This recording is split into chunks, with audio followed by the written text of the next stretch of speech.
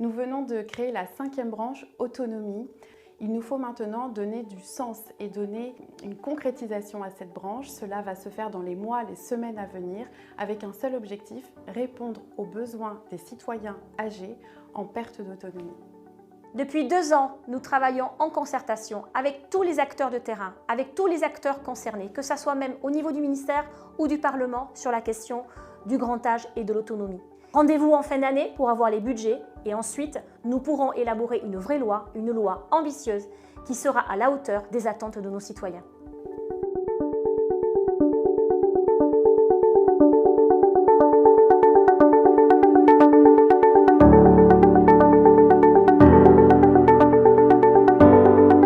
La question du grand âge est apparue ces 3 dernières années comme étant l'une des priorités. Et la crise du Covid que nous venons de traverser démontre que cela devient un sujet urgent qu'il nous faut prendre à bras le corps. Nous avons pu voter une grande loi qui acte la création de la 5e branche autonomie.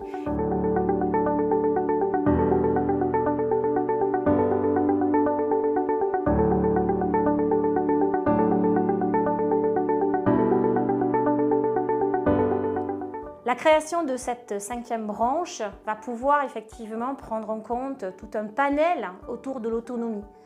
L'autonomie, ce n'est pas que la question de la dépendance, mais c'est aussi la question du bien vieillir. Donc on va pouvoir traiter les préventions, on va pouvoir traiter aussi, bien entendu, tout ce qui est en lien avec le handicap, parce qu'il n'y aura pas que effectivement la partie pour les personnes, pour nos aînés, pour les personnes âgées, mais il y aura aussi toute une partie sur les personnes en situation de handicap.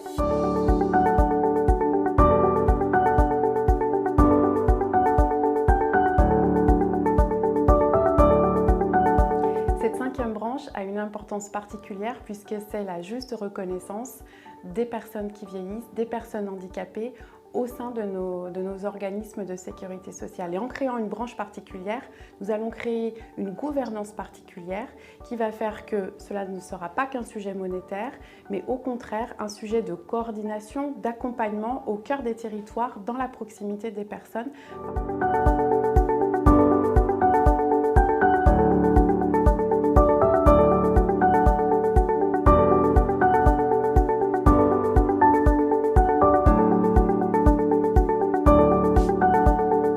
Nous avons ensemble rédigé 20 propositions que nous avons donc portées notamment au ministère de la Santé. Nous travaillons également avec le ministère pour pouvoir justement faire une loi qui ait du sens et qui sera efficiente.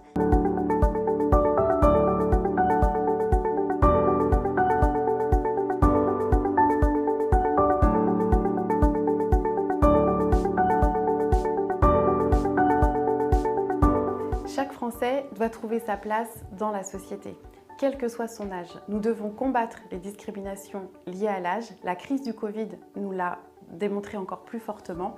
Et donc en cela, il faut réaffirmer les droits de la personne âgée. C'est un préalable à la loi grand âge et c'est ma priorité.